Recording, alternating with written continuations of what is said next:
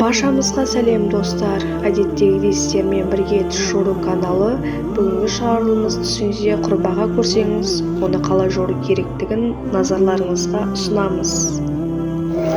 Егер адам белгілі бір нәрсені алуға ұмтылса, түсінде бағаны көру, оның қалаған нәрсеге мүмкіндігінше тез және кез келген жолмен жетуге деген шексіз ұмтылыстарын білдіреді. Имам Ас-Садық түсінде жасыл бағаларды көру туралы, бұл түс көрушіге келетін жақсылық пен мол ақшаның белгісі. Түсінде көптеген бағаларды көру түс көрушінің жамандық әкеледі. Ол жерде бетіндегі бұзақы істердің нәтижесі ретінде Алла Тағаланың қиын есебін бейнелейді.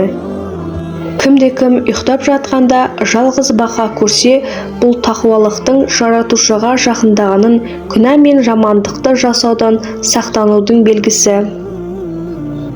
Егер қыз түсінде көптеген бақаларды көрсе, бұл оның өмірінде алдағы кезеңде кездесетін жағымсыз оқиғалардың белгісі.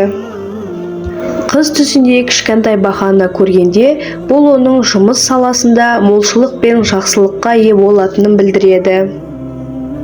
Ұйқы кезінде қара бақаларды көру, күйеуінің тұрақты қақтығыстардан және онымен қауіпсіздік жоқтығын білдіреді. Бұл ажырасуға келуі мүмкін.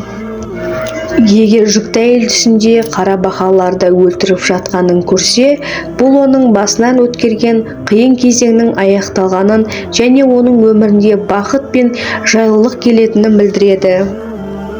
Ғылымдар жүкті әйелдің түсінде қара бақа пайда болса, қыз туады, ақ бақа болса, Құда қаласа ұл туатынын білдіреді.